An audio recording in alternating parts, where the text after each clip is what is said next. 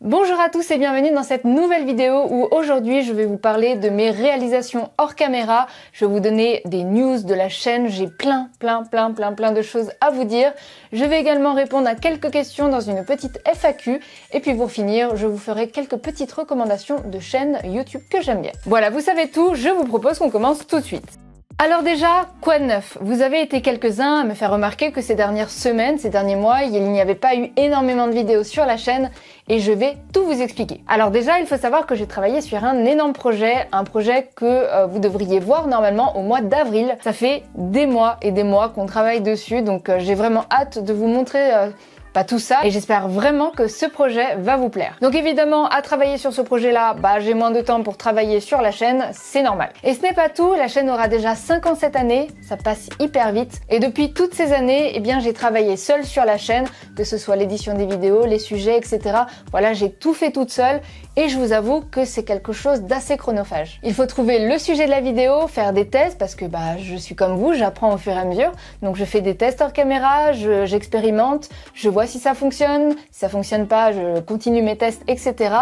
Une fois que ça c'est fait, je vais pouvoir ensuite préparer la vidéo, donc comment je vais vous l'expliquer, puis ensuite tourner la vidéo et évidemment tout ce qui va toucher au montage, l'édition de vidéo, puis ensuite la publication. Donc voilà, tout ça, ça prend du temps, je suis toute seule à tout gérer et parfois dans la vie privée, on n'a pas tout ce temps-là de disponible pour faire tout ce qu'il faut faire pour la chaîne. Et autre chose dont je voudrais vous parler, c'est le fait que actuellement je travaille sur une seconde chaîne qui me représente assez bien. Je vous en parle pas pour l'instant, je voudrais monter un peu le truc et lorsque la chaîne sera vraiment lancée, à ce moment-là je vous en parlerai. Et là vous vous dites mais attends, pourquoi tu veux monter une seconde chaîne si déjà la première elle te prend un temps de ouf et que des fois c'est un peu compliqué à gérer? Eh bien justement, il faut savoir qu'actuellement je suis en phase de test, j'ai recruté Thomas qui s'est gentiment proposé pour m'aider sur la chaîne. On est donc en train de voir un petit peu comment on peut s'organiser pour travailler ensemble. L'idée c'est qu'il puisse vraiment toucher à tout sur la chaîne du Labo d'Heliox, donc voilà, que ce soit la production de vidéos ou même les sujets, puisqu'il est aussi dans le DIY, donc ça c'est plutôt cool, mais aussi de travailler sur la seconde chaîne. L'idée c'est qu'il travaille plus de jours par semaine sur les deux chaînes et qu'on puisse comme ça s'organiser et que moi je puisse produire un petit peu plus. Donc vous l'aurez compris, une nouvelle chaîne qui ne va pas forcément dégager de revenus mais qui aura pourtant besoin d'être financée d'une certaine manière, plus Thomas qui rentre sur le projet Heliox et de la seconde chaîne, forcément je pense devoir faire un petit peu plus de sponsors. Du moins jusqu'à ce que la deuxième chaîne fonctionne et qu'elle soit un petit peu plus autonome. Justement, aujourd'hui cette vidéo est sponsorisée par Roborock. Un robot quoi? Genre, attends, un robot qu'on peut articuler avec des pinces, tout ça, qu'on peut commander avec un Arduino, c'est ça? Ouais, en fait, non, celui-là, il y a des trucs en dessous qui tournent, il se déplace partout chez toi, tu vois, et en plus, il aspire. Il fait quoi? Il aspire. Ouais, un aspirateur en fait. Ouais, c'est ça, ouais, c'est un aspirateur. Non, mais t'es sérieuse là? On avait dit pas d'aspirateur, on était d'accord. Oui, je sais, mais celui-là, il avait l'air trop bien. Franchement, j'ai pas pu refuser. Et vu les projets qu'on a à venir, franchement, il va limiter pas refuser, ok? Alors donne-moi juste une minute pour te montrer comment il fonctionne. Bon, déjà, il va te plaire, il est relié à ta domotique. En gros, tu dis « Ok Google, lance Roborock ». Très bien, j'active Roborock. Et il se lance tout seul, et là, il n'y a plus qu'à attendre qu'il bosse pour toi. Après, si tu préfères, dans l'application, tu peux le programmer pour qu'il se lance tous les jours, à une certaine heure par exemple, ou une fois par semaine de manière automatique. Comme ça, quand t'es pas chez toi, tu rentres le soir et la surprise, tout est propre. Le gros avantage avec cet aspirateur, c'est qu'il est bourré de capteurs. Il te fait une cartographie de chez toi pour optimiser ses déplacements en zigzag et passer partout en un temps record. Et surtout, il ne va pas passer 15 000 fois au même endroit pour rien. Tu peux aussi lui préciser d'éviter des zones, par exemple, si tu ne veux pas qu'il mette les pieds dans ton labo. Après, je t'ai pas parlé de son efficacité d'aspiration et franchement, je l'ai testé. J'ai été super surprise, j'ai mis des graineries partout et il a tout nettoyé. Et petit plus, il est aussi livré avec une petite serpillière à clipser à l'arrière pour compléter son nettoyage. Il utilise pour ça l'eau du réservoir pour nettoyer les sols par exemple. Tu peux aussi ajouter une petite goutte de nettoyant si tu veux. Bon, ok, c'est vrai, j'avoue, il a l'air pas mal. Du coup, j'imagine que t'as mis un lien dans la description sous cette vidéo pour ceux qui veulent se renseigner? Ouais, comment tu sais? Bref, allez, passons à la suite. Alors, j'ai deux créations hors caméra à vous montrer et je vous avoue que j'adore les idées que j'ai eues. La première, c'est cette carte SD géante. Vous voyez la taille? Elle est quand même assez balèze. Évidemment, on est sur du 10 TB, autant mettre une capacité de ouf. Et en fait, à quoi ça sert? Il s'agit d'une boîte où à l'intérieur, on va y retrouver 9 emplacements de carte SD et 5 pour micro SD. Alors l'avantage, c'est qu'on a des petits rebords sur le côté assez discrets pour que les cartes restent bien dans leur emplacement pour éviter que ça saute de partout quand vous ouvrez la boîte. Elle a été imprimée en 2 couleurs avec un aspect métallique derrière pour les connexions de la carte, évidemment. Et j'ai réalisé les petites étiquettes sous Photoshop que j'ai ensuite découpées avec ma découpeuse vinyle pour voilà, que ce soit bien propre pour ensuite coller et avoir cette carte SD géante plutôt réaliste. Voilà, j'espère que cette petite création vous plaît. Comme d'habitude, je vous mets dans la description les liens pour télécharger les fichiers STL si vous voulez reproduire la création chez vous. Et je vous joins également l'étiquette, comme ça vous pourrez imprimer le tout et avoir le même résultat que moi. Et sachez que pour ceux qui veulent, j'en ai imprimé quelques-unes que je compte vous vendre sur Etsy. Voilà, je sais que vous n'avez pas tous une imprimante double couleur. Donc ici, je les ai imprimés de manière à ce que... Alors, j'ai pas retiré les supports d'impression. Il faut que je nettoie toutes les impressions ici, que je colle les étiquettes. Et l'idée, c'est de vous en vendre quelques-uns sur Etsy. Voilà, donc en gros, si vous voulez en acheter, je vous mets le lien dans la description. Vous avez 2 possibilités. Soit je vous l'envoie avec une étiquette vierge, soit je marque Heliox directement sur l'étiquette, là sur le petit emplacement. C'est vous qui décidez, vous me le direz lorsque vous ferez une commande sur le site. La deuxième création, donc je mets ça de côté, c'est ça. Oui, une tasse à café avec un petit peu de crème par-dessus. Et vous allez me dire, c'est quoi? En fait, je suis un peu restée dans la même idée avec ces cartes SD. C'est un faux café, évidemment, vous vous en doutez, mais boîte. C'est-à-dire qu'il suffit de soulever la partie café pour pouvoir y stocker, ranger quelque chose.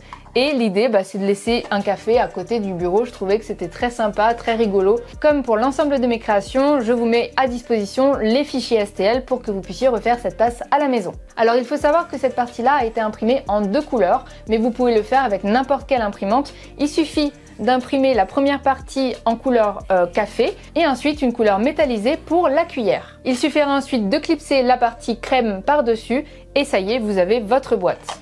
Voilà, j'espère que ces créations vous plaisent et d'ailleurs je tiens à vous repréciser que chaque mois je fais un tirage au sort pour que ceux qui donnent sur Patreon puissent repartir, enfin en tout cas recevoir un petit souvenir du labo. Donc ici je mets une tasse de côté, une carte SD de côté également et puis dans les prochains mois, prochaines semaines, je tirerai au sort une personne sur Patreon pour qu'il puisse recevoir un petit souvenir. Comme pour les fichiers, vous retrouverez dans la description le lien vers Patreon.